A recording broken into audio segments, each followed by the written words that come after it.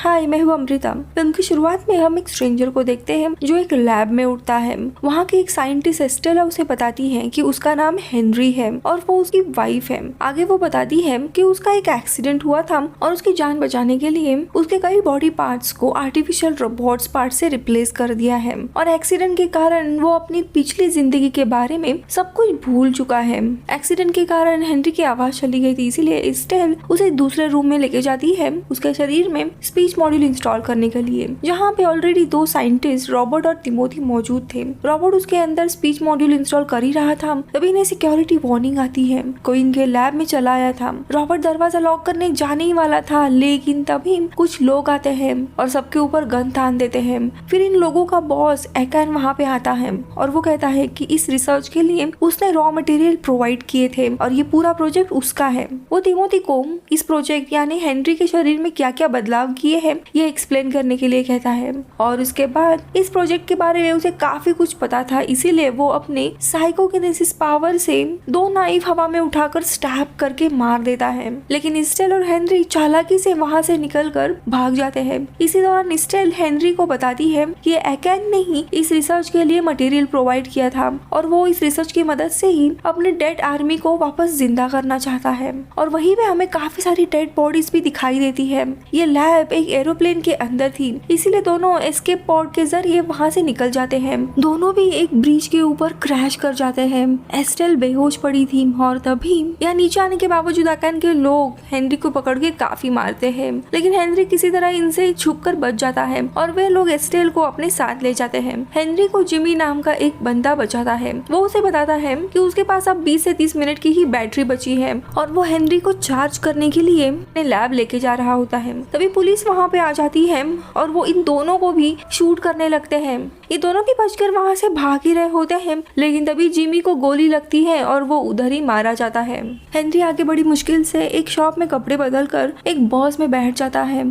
तभी जिमी अचानक से वहाँ पे आ जाता है, जिसे देख हेनरी काफी चौंक जाता है, लेकिन अभी वो शराबी के भेस में था और वो हेनरी के हाथ से ट्रैकर निकालता है, जिसकी वजह से एकन उसे ट्रैक कर रहा था। जिमी उसे बताता है कि कुछ ही देर में वो पूरी तरीके से डिस्चार्ज हो जाएगा और आगे शटडाउन हो जाएगा, इसीलिए उसे चार्जिंग पंप की जरूरत होगी। आगे वो बताता है ये चार्जिंग पंप डिमिट्री नाम के आदमी के पास है, जो एकॉन का ही एसोसिएट है, जो एकॉन को काफी सारे हथियार प्रोवाइड करता है। जिमी हेनरी को कहता है कि तुम्हें उसके पास जाकर उसके हार्ट में लगे हुए चार्ज पंप को मेरे लैब में लेके आना होगा।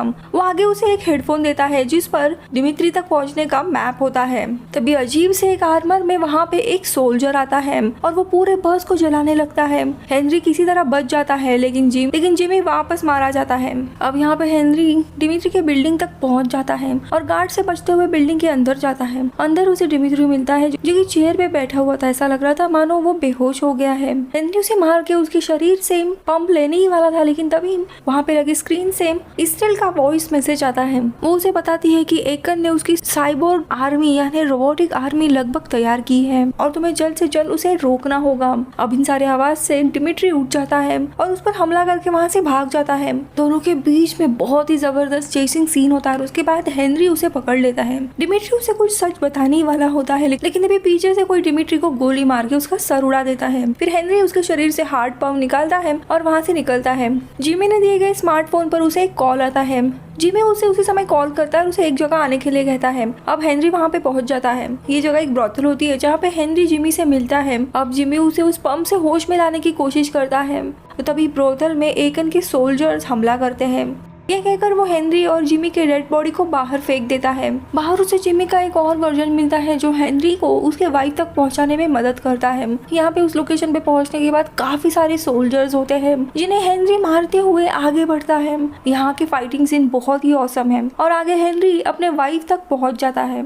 एस्टेल उसे देख काफी खुश होती है और दोनों भी इंटीमेट होने लगते हैं, लेकिन तभी एकन वहाँ पहुंच जाता है और दोनों पर भी अटैक करता है और फिर उसे बेसबॉल बैट से हिट करता है। थोड़ी समय के बाद एकन एकन के लोग एक जंगल में हेनरी को जमीन के नीचे दफना रहे होते हैं। तभी जिमी अपने गर्लफ्रेंड के साथ वहाँ आता है और सब कुछ शूट करते हुए हेनरी को बचाता है और हेनरी को वो आगे रिपेयर करता है। उसके अंदर का मेमोरी ब्लॉकर भी वो निकालता है और कुछ ही देर के बाद हेनरी को होश आता है। जिमी हेनरी का विजन चेक कर रहा होता है कि उसे फोकस करने में कोई दिक्कत तो नहीं, लेकिन तभी एक टैंक उन पर हमला करता है जिसमें एक बार वापस जिमी और उसकी गर्लफ्रेंड मारी जाती है। अब हेनरी किसी तरह बचते हुए टैंक तक पहुंच जाता है और उसके अंदर के मौजूद सोल्जर को वो मार गिराता है। तभी हेलीकॉप्टर से कुछ और सोल्जर उस पर हमला करते हैं, लेकिन हेनरी भी काफी पावरफुल रहता है। वो इन सारे सोल्जर्स को 1 बाय 1 शूट करके मार डालता है और हेलीकॉप्टर में चढ़ने की कोशिश करता है और उस पर का एक सोल्जर रस्सी काट कर उसे नीचे गिरा देता है। उसे वापस जिमी का कॉल आता है जिसमें वो मैप फॉलो करते हुए हेनरी को अपने लैब तक पहुंचने के लिए कहता है। हेनरी उसकी बताए हुए लोकेशन पहुंच जाता है और वहाँ पे उसे स्नाइपर जिमी मिलता है जो उसे उस बिल्डिंग के अंदर अपने हिडन लैब तक ले जाता है।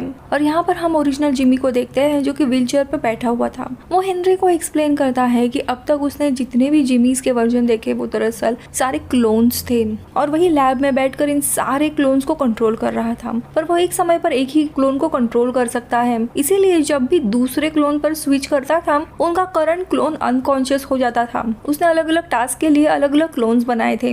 जिमी उसे आगे बताता है कि वो भी एकन को साइबर प्रोजेक्ट में उसकी मदद कर रहा था, लेकिन एकन ने बिना किसी वजह से जिमी को अपाहिज बना दिया और वो एकन से बदला लेना चाहता था, इसीलिए वो हेनरी की मदद कर रहा है। इनकी बातचीत चली रही थी तभी इन्हें पता चलता है कि हेनरी जाने अनजाने में जो भी कुछ देख रहा है वो सीधा एकन को ब्रॉडकास्ट हो रहा है। ये ब्रॉडकास्ट रोकने के लिए हेनरी को पूरी तरीके से शट डाउन करना होगा, लेकिन उसके पहले ही हेनरी को फॉलो करते हुए एकन के लोग वहां तक पहुंच जाते हैं। अब हेनरी और स्नाइपर जिमी उनको छत पे जाके शूट करने लगते हैं और उन्हें रोकने की कोशिश करते हैं। हेनरी सोल्जर जिमी के पास जाके उसे कुछ गन्स और ग्रेनेड देता है, तो वही मेन जिमी जो रहता है वो एक और क्लोन को एलिवेटर से नीचे भेज देता है और काफी देर तक इनकी ये घमासान लड़ाई चलती है। तो यहाँ पर हेनरी और जिमी एकन्स के सोल्जर्स को एलिमिनेट करते हुए सीढ़ियों से नीचे आते हैं, लेकिन नीचे आने के बाद उन्हें पता चलता है कि वो चारों तरफ से घिर चुके हैं। लेकिन ओरिजिनल जिमी ब्लास्ट करके इन सारे लोगों को एक मलबे के नीचे दबा के मार देता है। अब यहाँ पे ओरिजिनल जिमी हेनरी को कहता है कि अब वक्त आ गया है, हमें एकन को मार डालना चाहिए।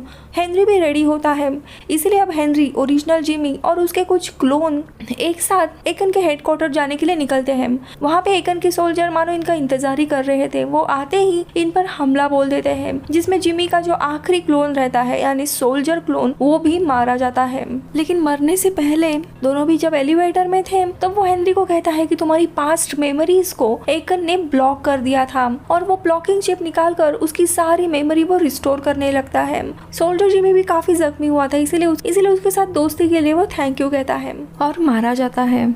इसी दौरान व्हील चेयर में बैठा हुआ जिमी काफी घायल हो गया था, इसीलिए उसकी वहीं पे डेथ हो जाती है। यहाँ पे हेनरी सोल्जर को मारते हुए एक रूम तक पहुंच जाता है जहाँ पे बड़ी सी स्क्रीन थी और उस पे उसकी मेमोरी फ्लैश हो रही थी। वही वीडियो स्क्रीन पर एकन उसे बताता है कि उसने अपनी साइबोर्ग आर्मी का फर्स्ट बैच रेडी किया है और उनके अंदर हेनरी की ही मेमोरी डाली गई है, जिससे सभी साइबोर्ग को यही लगता है कि अभी स्टेल उनकी पत्नी है और वो अब स्टेल का ऑर्डर मानेंगे, उसके लिए कुछ भी करेंगे। और देखते देखते एकन उसे रूम में आ जाता है और अपने साथ एक साइबर सोल्जर को लाता है। हेनरी और उस सोल्जर के बीच में काफी फाइट होती है, जिसमें हेनरी उस साइबोर्ग को मार देता है और उसकी बैटरीज निकालकर वो खुद लगाता है और वो एकन का पीछा करने लगता है जो कि बिल्डिंग के छत पर गया था। वहाँ पे एकन की सारी साइबोर्ग आर्मी थी, जिसमें हेनरी अकेले ही सारे सोल्जर्स को मार गिराने लगता है। आगे वो एकन पर भी हमला करने जाता है, लेकिन एकन उसे अपने साइकोकिनेसिस पावर से रोक लेता है और उसे हवा में उछालते हुए पटकता है, जिससे वो बेहोश होता है। लेकिन थोड़ी समय के बाद उसे स्टेल की आवाज आती है और हेनरी की आंख खुलती है। यहाँ पे स्टेल एकन के साथ इंटीमेट हो रही थी और दोस्तों यहाँ पता चलता है कि दरअसल स्टेल एकन की वाइफ है, हेनरी की नहीं। एकन उसे अपना प्लान रिवील करता है कि वो हेनरी की तरह ही हजारों सोल्जर्स बनाना चाहता था और अभी तक हेनरी के साथ जो भी हुआ वो बस उसकी एक टेस्ट थी, ये देखने के लिए कि वो अपने वाइफ को बचाने के लिए किस हद तक जा सकता है। एकन बड़ी तादाद में वैसे ही आर्मी तैयार करने वाला था जिनकी सारी यादें हेनरी की तरह ही होगी और वो सभी ईस्टल को अपनी वाइफ समझेंगे और अपनी वाइफ की इच्छा के अनुसार वो उसके ऑर्डर्स फॉलो करेंगे। दरअसल यहाँ पे एकॉन को ये सारे साइबोर्ग आतंकवादियों की तरह ही यूज करने थे, लोगों को मारना था ताकि पूरी दुनिया को वो अपने कब्जे में कर सके। अब ये सब कुछ सुनने के बाद हेनरी को काफी गुस्सा आता है, लेकिन तभी एकॉन और ईस्टल हैरी को वहीं पे मरने के लिए छोड़ के खुद हेलीकॉप्टर से जाने निकलते हैं और तभी पहली बार मूवी में मिरर के जरिए हम हेनरी का फेस देखते हैं। तभी हेनरी को अपने पिता की यादें याद आती है जिसमें वो उसे मोटिवेट कर रहे होते हैं।